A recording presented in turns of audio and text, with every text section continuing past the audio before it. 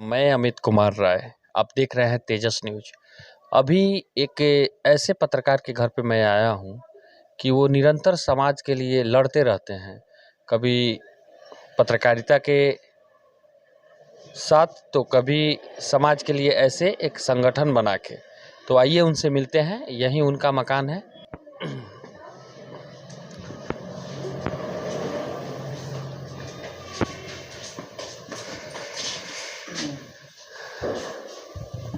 कैसे हैं बबलू भैया?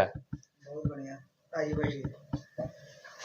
तो ये किसी पहचान के मोहताज नहीं है। इनका नाम है बबलू राजपूत और ये भ्रष्टाचार विरोधी मंच नाम के एक चैनल चलाते हैं। तो इनसे पूछेंगे कि इनके जीवन में कैसे कैसे कठिनाइयाँ आई और ये कैसे कैसे संघर्ष किए, उसके बारे में विशेष चर्चा होगा। तो बबलू भैया, सबसे पहले तेजस न्यूज में आपका स्वागत है। चलिए, बहुत बहुत धन्यवाद। और सबसे पहले सारे श्रोताओं को नमस्कार, प्रणाम है। और जो भी हमारे दर्शक देख रहे हैं, इनके नया चैनल, इनका तेजस चैनल जो है, नया चैनल चालू किया है, तो इनको काफ़ी सारा जो है सहयोग करें, सपोर्ट करें। क्योंकि जीरो ग्राउंड से रिपोर्टिंग करने के लिए और रिपोर्टिंग का उद्देश्य जो है, मुख्य उद्देश्य सच्चाई से होना चाहिए, उसके लिए आप लोग ही इसमें कुछ कर सकते हैं। लेकिन अब दूसरी बात, आपने क्या सवाल किया था अभी? कि आप कैसी कैसी मतलब कठिनाइयों से आपका सामना हुआ और कैसे कैसे आपका जीवन रहा, क्या क्या मतलब आप अपने जीवन में किए, उसके बारे में कुछ बताइए। देखिए, हरिवंश राय बच्चन का एक लेख था कि हर इंसान के जीवन में बाधाएं आती है, और ये बाधाएं अपने आप नहीं आती, किसी के बदौलत डाली जाती है। इसलिए इंसान को इन बाधाओं से नहीं घबराना चाहिए। इन बाधाओं का उन्मूलन, इन बाधाओं का काट इंसान ही होता है। तो समस्या से तो पूरा विश्व परेशान है, पूरा विश्व में समस्या है। और बात रही, अगर हमारी संघर्ष की कहानी पूछेंगे तो शायद मैं इसको शब्द में नहीं बता सकता हूँ, क्योंकि बैठकर बताना थोड़ा सा अच्छा नहीं रहता है। और ग्राउंड पे हम जो है 2017 से जो है सक्रिय हैं। आप एक चैनल चलाते हैं, लेकिन जो भी मुद्दा होता है वो ग्राउंड जीरो से उठाते हैं हाँ, बिल्कुल। और उसमें कहीं ना कहीं सच्चाई दिखता है, लेकिन व्यूअर आपका वीडियो नहीं देख पाते हैं। बहुत सारा वीडियो मैंने देखा, उसका व्यू नहीं आता है, लेकिन आप जो भी मुद्दा उठाते हैं बहुत अच्छा उठाते हैं। इस पे क्या कहना है? देखिए, सवाल है कि मैं उससे पहले एक संगठन का संचालक था। मैं एक भ्रष्टाचार विरोधी मंच संगठन चलाता था, और उसके माध्यम से बिहार के हर अमीर, गरीब और उस दबे कुचले आवाज़ों को मैं उठाकर और सरकार के कानों तक पहुंचाने का काम करता था। तो आप सोचिए ना कि आज के डेट में बिहार में कितना % ऐसे लोग हैं जिनको ईमानदारी रास आती है। हालाँकि मैं एक अभी चैनल चला रहा हूँ, मुझे अभी लोगों का पीठ थपथपाना चाहिए कि वाह, बहुत बढ़िया बिहार के लोग हैं। लेकिन मैं नहीं थपथपाता हूँ, क्योंकि मुझे व्यू और टीआरपी नहीं चाहिए। बिहार के लोगों में कमियां हैं। बिहार के लोग अच्छी चीज नहीं देखना चाहते हैं। हालांकि उनको मसाला चाहिए। उनको मसाला चाहिए, उनको कॉमेडी चाहिए, उनको जोकराई चाहिए, उनको अश्लीलता चाहिए। ठीक है, सारा लोग अश्लीलता पे आवाज उठाता है, मैं भी अश्लीलता पे आवाज उठाता हूँ, लेकिन एक भी मेरे आवाज उठाने में किसी भी अश्लील सभ्य भाषा का आप इस्तेमाल, प्रयोग मेरे द्वारा नहीं देखे होंगे। तो नहीं देखे हैं तो मैं उस अश्लीलता में आवाज़ उठाने वाले के नाम से मुझे नहीं जाना जाता है। अगर उसके जो अपशब्द है, जो महिलाएं के कुछ प्राइवेट पार्ट का नाम हम लेकर, कुछ प्राइवेट वस्त्र का नाम लेकर लोग कहता है कि ऐसे कह दिए, वैसे कह दिए, तो हम भी उसका एक अंग हो जाएंगे। लेकिन सच्चाई यही है कि अश्लीलता के खिलाफ मतलब आपके कहने का मतलब है, व्यू बढ़े या ना बढ़े, मतलब निरंतर अपना काम जो है वो मैं करता रहूंगा। मेरा उद्देश्य व्यू बढ़ाना, पैसा कमाना नहीं ना है। मैं ऑलरेडी एक अच्छा खासा काम करके दिल्ली में 55 से 60 हजार रुपया मैं महीने का कमा लेता था। ठीक है, और बहुत अच्छा से मेरा घर परिवार चलता था। लेकिन कहीं ना कहीं से इस भ्रष्टाचार की जाल को मैं जब देखा तो मुझे समझ में आया कि पैसा बहुत बड़का चीज़ नहीं होता है। ठीक है, और हर आदमी पैसा के लिए काम कर रहा है, लेकिन हमें वैसे, अगर हम जागरूक हैं, लोग को नहीं समझ में आ रहा है तो लोग पैसा कमाना चाह रहा है। अगर हम समझदार हैं तो हमें तो कम से कम उसको लात मारकर और उस अच्छे मार्ग पे चलना चाहिए। नहीं, दूसरे को समझाने वाला कब समझा सकता है, जब खुद समझदार हो। तो हमने उस चीज़ को त्याग दिया, 55,000 60,000 रुपए का मंथली को त्याग दिया, और मुझे लगा कि आकर समाज हित के लिए काम करना चाहिए। तो इसमें टीआरपी का और व्यू का कहाँ सवाल आता है, जब मुझे पैसा ही समाज सेवा करने का जो प्रेरणा आपको कहाँ से मिला? देखिए, हम जो है एक्चुअली 2012 में अन्ना हजारे जी ने रामलीला मैदान में भ्रष्टाचार के खिलाफ उन्होंने एक आंदोलन किया था। और कहीं ना कहीं से अन्ना हजारे जी जो है हम लोग का एक मार्गदर्शक है और वो हमारे आदरणीय है, पूजनीय है। लेकिन सवाल है कि आज भी उनका समाज में कोई सरकार और जो भी जनप्रतिनिधि मतलब समाज के जो भी बड़े-बड़े लोग हैं, उनकी नज़र में आज भी वो 0/सन्नाटा है। लेकिन समझिए कि इस पृथ्वी का जो है आज के डेट में जीता जागता हो कहीं न कहीं से वो भगवान है, जिनका नाम है अन्ना हजारे, महाराष्ट्र से हैं। उन्हीं से तो प्रेरणा आपको मिली। जी, तो ये प्रेरणा मुझे उन्हीं से मिली और उनके 12 दिन के रामलीला मैदान वाले जो आंदोलन था, अनशन था, उसमें मैं भी शिरकत किया था और मैं कंटिन्यू 12 दिन रहा। उसके बाद हमारे माननीय आम आदमी पार्टी के वो है केजरीवाल जी, उन्होंने एक पार्टी का गठन किया। उनके पार्टी में भी मैं उनके साथ था। लेकिन अरविंद केजरीवाल जी सोनिया गांधी का 26 पाना का जो है ना और शीला दीक्षित का आवेदन लेकर पूरे दिल्ली के गली-गली में भटकते थे। अब बोलते थे कि जिस दिन मेरा सरकार बन जाएगा, मैं यहाँ बैठ जाऊँगा, वहाँ बैठ जाऊँगा, सारा लोग जेल में रहेगा। और मतलब इस बोलते-बोलते पार्टी का गठन किए, पार्टी बनाए, चुनाव हुआ, चुनाव लड़े और लड़ने के बाद उस चिट्ठिया को पता ना किस कूड़ेदान में डाल दिए और उसी सोनिया गांधी, शीला दीक्षित से हाथ मिला लिए। तो ये हम समझ गए कि बहुत गंदा चीज़ होता है। राजनीति बहुत गंदा हाँ। चीज होता है। तो ये चीज़ तो समझ में आई कि राजनीति गंदा चीज़ होता है, तो मैं कसम खा लिया कि मैं चुनाव नहीं लड़ूँगा।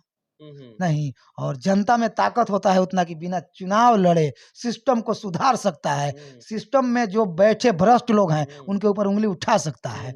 और मैंने उस दिन मुझे बहुत घिन आया केजरीवाल जी के उस व्यवहार से। हम केजरीवाल जी से हम आप हैं ना, वैसे एक समय था कि हम लोग साथ में बैठे हुए हैं। 10-10 आदमी का हम लोग का मीटिंग होता था। तो ये सब चीज़ है, वहाँ से हमको अन्ना हज़ारे जी से प्रेरणा मिली और इस पे मैं बीच में हम लोगों ने देखा और सुना भी कि आपने मनीष कश्यप के लिए भी बहुत कुछ किया, उनके चुनाव में कैंपेन किया और फिर इधर सुनने में आ रहा है या हम लोग देख रहे हैं कि आप उनके साथ नहीं हैं। तो इस पे आप क्या कहना चाहेंगे? देखिए, मनीष कश्यप के लिए मैं कैंपेनिंग चुनाव का नहीं किया। व्यक्तिगत आप अगर पूछ रहे हैं, तो उनके लिए मैं कुछ नहीं किया। मैं उनके विचारधारा के लिए किया। उनका जो विचारधारा था वो सामाजिक विचारधारा था और मुझे लगा कि अगर इस विचारधारा के लोग अगर समाज में आ रहे हैं, तो हम जागरूक लोग हैं, तो हम तो समझ रहे हैं ना कि वो गरीब के लिए लड़ रहा है। हम तो समझ रहे हैं कि समस्या के लिए लड़ रहा है।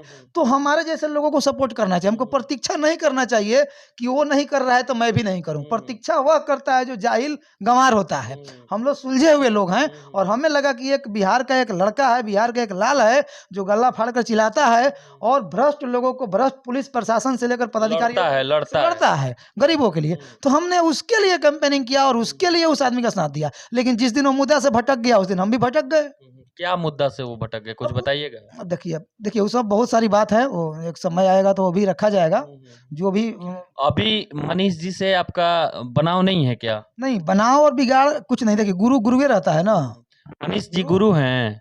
मनीष जी गुरु नहीं, गुरु हैं नहीं। हम अब हमें कैसे कहें कि हम गुरु हैं, लेकिन वो कभी हमारे ऊपर हावी नहीं हो सकता है, क्योंकि उन्होंने मुझे, क्योंकि पारिवारिक संबंध है। हाँ, पारिवारिक संबंध भी है और आजीवन रहेगा पारिवारिक संबंध। बात रही अगर यहाँ पे गुरु होने का जो आप बोले, तो मेरे ऊपर कभी हावी नहीं हो सकते हैं, क्योंकि उन्होंने मुझे आज तक कुछ नहीं दिया और मैंने उनको वह चीज़ दिया जो शायद उनके पिताजी ने उनको जन्म दिया। उनके पिताजी माताजी ने उनको जन्म दिया, ठीक है। लेकिन उसके बाद समाज में जो चीज़ उनको मैं दिया हूँ, उनका दिल और दिमाग दोनों समझ में आ रहा होगा और उनको एकदम गिरने की तरह लग रहा होगा। हालांकि ये सब चीज़ कहने का नहीं होता है, समय आएगा तो इस पर चर्चा किया जाएगा। लेकिन मनीष कश्यप जी मुद्दा से आप जो अभी सवाल किए कि कैसे भटक गए, तो भटक इसलिए गए कि समस्या खेसारी लाल जी के घर में नहीं है, समस्या अक्षरा सिंह के घर में नहीं है, उसके बाद सोनू सूद जी के घर में नहीं है। समस्या बिहार में प्रखंड लेवल पे है, गांव में है, बिहार के प्रशासनिक विभाग में है, ब्लॉक लेवल पे है। वैसे जगह पे वो पहले आवाज उठाते थे और वैसे जगह को भूल गए, भटक गए। अब वो बड़े-बड़े सेलिब्रिटी को पकड़ रहे हैं। अब तो उनका एक मुहिम चल रहा है, बिहार ब्रांड। बिहार उनका जागीर है, उनका घर का खेती है, चाहेंगे तो ब्रांड। बिहार अपने आप में ब्रांड था। बिहार जो है ना, इस पृथ्वी का एक बहुत बड़ा विरासत है भगवान के लिए। और बिहार से वैसे जो है ना, यहाँ से योद्धा पुरुष लोग और बड़े-बड़े विद्वान लोग पैदा लिए हैं। बिहार किसी के ब्रांड बनाने से नहीं होगा। और वो सब नौटंकी, इससे साबित होता है ना कि ये आदमी जो है नौटंकी के सिवा कुछ नहीं कर सकता है, ठीक है। अब आप एक टी शर्ट पहन लीजिएगा, का तो पता, इसका मतलब है कि ये बिहार इसी टी शर्ट वाला का है, बिक गया, इस पे कुछ लिखवा दीजिएगा, अटलस कुछ भी लिखवा दीजिएगा। तो ब्रांड क्या, ब्रांड मतलब क्या होता है? ब्रांड किसको ब्रांड कहते हैं? अरे ब्रांड नहीं, ग्राउंड पे आओ। तो वो कहीं ना कहीं वो तो मतलब साबित करना चाहते हैं ना कि बिहार ब्रांड जो भी है कुछ वो। नहीं, सुनिए, वो कुछ नहीं साबित करना चाहते हैं, वो बस पब्लिसिटी करना चाह रहे हैं। अच्छा। ठीक है, पब्लिसिटी। अब देख रहे हैं राकेश मिश्रा का एक दिन फोटो टीवी पर से खींच कर ऐसे, टीवी पर उसका देख रहे हैं फोटो, उसका कुछ देख रहे हैं, और किसी को बोले कि हम ऐसे कर जोड़ेंगे तो तुम वीडियो बताना। अब इसको आप क्या कहिएगा? अगर इसका वास्तविक, अगर इस चीज का अगर भाषा मैं निकाल दूंगा अभी आपके कैमरा पर, तो कितना उनको तकलीफ लगेगा? इसको क्या कहते हैं आप ही बताइए? कि कोई सिंगर है, वो अश्लीलो गाता है, अच्छा भी गाता है, खराब भी गाता है, सारा सिंगर सबका वही हाल है। आजकल का जितना भी सिंगर है, 2-3 गो गिने चुने सिंगर को छोड़कर सब खत्म है। लेकिन उसके व्यूअर, उसके फॉलोइंग को बरकरार रखने के लिए टीवी पर ऐसे करके फोटो खिंचवा कर और डाल दिए। इससे यह साबित करना वो चाह रहे हैं कि राकेश मिश्रा इस वीडियो को देखेगा और समझेगा कि शाबाश, मनीष जी जो है फर्स्ट क्लास माने हमको फॉलो कर रहा है। तो ये सब जरूरत थोड़ी है यार, जरूरत जो याद कर लो 2 साल पहले का स्थिति, जिसके कारण हमारे जैसा मर्द लोग जो है आपके संपर्क में आया था। खैर आज आप उस जगह पे पहुंच गए हैं कि हमारे जैसे लोगों की जरूरत नहीं है, क्योंकि हम लोग घर ठट्ठी करने वाले घरामी हैं। हम लोग झोपड़ी बनाते थे, उस झोपड़ी में रहते थे। आज आपको शीश महल चाहिए, तो शीश महल को ये अच्छा साइंटिस्ट इंजीनियर ही बना सकता है ना।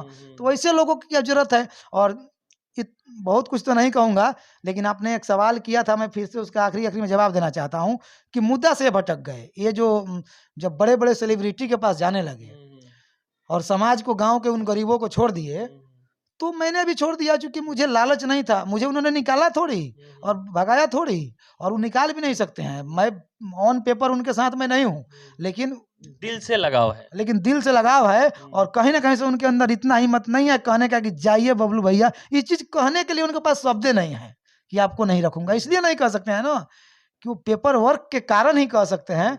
बाकी सच्चाई यही है कि उस सच तक न्यूज का निर्माण कैसे हुआ है उनका दिल जानता होगा, और बाकी वो जानते होंगे जहिया जो चालू हुआ था। इससे ज्यादा आपको क्या कहें। लेकिन उसके बावजूद भी अगर मुद्दा से अगर अभी भी फिर से ट्रैक पर अगर आ जाए, ये सब तो छोड़ फिर से उनका सपोर्ट कीजिएगा। सपोर्ट करेंगे हम उनका विरोध सपोर्ट कभी नहीं करते हैं। उनके विचारधारा का विरोध सपोर्ट करते हैं।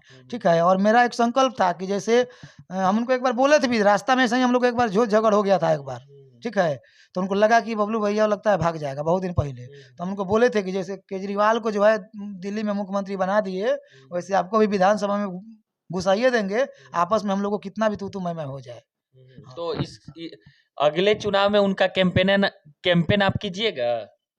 ये बात अब इतना जल्दी कैसे कह सकते हैं कि जैसे बोल रहे हैं कि जो बोले थे विधानसभा में घुसा देंगे, तो फिर ऐसा तो है कि वो चनपटिया से फिर चुनाव लड़ेंगे, तो अगला चुनाव में उनके साथ कैंपेन कीजिएगा आप? सवाल यह है कि जिस समय मैं बात उनको बोला था ना, उस समय उनके साथ थे? उस समय उनके साथ नहीं, फिर आप नहीं समझ रहे हैं। उनकी जो काम करने की जो प्रक्रिया थी वो सही थी, सही दिशा में। और उसके बावजूद भी हम लोग को थोड़ा बहुत घबराते थे तो आपस में टेना में नहीं हो जाता था। तो उस पर मैं बोला था, मुझे क्या पता था कि एक बारी गर्क में जाकर गिर जाएंगे। लेकिन अभी जो ये गिर गए हैं, जैसे माने जिस तरह के लोगों के साथ इनका जो अभी माने वो उठना बैठना हो गया है, और जैसे इनको बस यही चाहिए कि हाँ अभी फलानवा है, आपका कितना भी हुआ था 8 मिलियन, तो आप आ जाइए। ठीक है, और ये कौन है, ये भाई है, भतीजा है, अपना घर का लोग हैं, क्या है, इनको कोई नहीं जानता, चल पीछे लात मार के भगा दीजिए। तो इस तरह की उनकी जो है अभी स्थिति है, और इस स्थिति में शायद मुझे नहीं लगता है कि मैं उनको सपोर्ट कर सकता हूँ। बाकी पारिवारिक रिश्ता जो है वो है बना रहेगा, और बाकी सब चीज़ तो बहुत सारा लोग जानता है कि मैं उनके लिए क्या हूँ। मैं किंग मेकर तो अपने आप को नहीं कह सकता हूँ। अंत तक मतलब मेरे चैनल के दर्शकों को आप कुछ कहना चाहिएगा? बिल्कुल कहना चाहूँगा कि ये तेजस न्यूज जो है, कहीं ना कहीं से आप भी एक ही पेड़ की अलग अलग हम लोग टहने हैं नहीं, तो कहीं ना कहीं से आपके अंदर ईमानदारी थी तो अब आपने जो है इसको चालू किया, नहीं तो आपके एक अच्छे मित्र हैं। नहीं, ये तो मेरा शौक है, वो भी मेरे मित्र हैं, ऐसा थोड़ा है कि मेरे दुश्मन है। लेकिन ये मेरा ये शौक है बस, और कुछ नहीं। तो कहीं ना कहीं से आपका वो शौक है या मेरा भी शौक है। ठीक है, तो हम लोग के अंदर ही कहीं ना कहीं से जो ईमानदारी का नशा है तो इस कदर पहुंचा दिया, हाथ में माइक उठा दिया। और मुझे पूर्ण विश्वास है कि आप समाज के लिए इस माइक का जो काम होता है, लोकतंत्र के चौथे स्तंभ जिसका हम लोग नाम लेकर और दिन भर डीजल पेट्रोल खर्चा करके और रोड पे घूमते हैं, तो मुझे उम्मीद है कि आप उस उम्मीद पे, समाज के जनता के उम्मीदों पे खरा उतरिएगा। तो मैं सारे दर्शकों को मैं बोलूँगा, जो हमारे भी दर्शक बीबीएम न्यूज़ का देख रहे हैं, उन सबको बोलूँगा कि इनके चैनल को जो है, अगर आप फेसबुक पर देख रहे हैं तो फॉलो करें, और यूट्यूब पर देख रहे हैं तो सब्सक्राइब करें। और बाकी एक चीज़ कहना चाहूँगा कि मुद्दा से अगर कोई भी पत्रकार भटक रहा है तो तुरंत आप उसी समय जो है उसको लटका दीजिए, और आप भी उसको भटका दीजिए। माइंड वॉश अंधभक्त मत बन जाइए। अगर बबलू राजपूत जब तक सही कर रहा है, बबलू राजपूत का साथ दीजिए, और जिस दिन लगे कि बबलू राजपूत गलत हो गया, उस दिन सीधा किक मार दीजिए। इसको बोलते हैं सिस्टम में सुधार करने वाला हथियार। तो बबलू भैया, इसी के साथ हम विदा लेना चाहते हैं। चलिए, बहुत और बहुत तेजस न्यूज के सभी दर्शकों को मेरे तरफ से प्रणाम। मेरे तरफ से भी सबको जय प्रणाम, नमस्कार, हिंद। जय हिंद।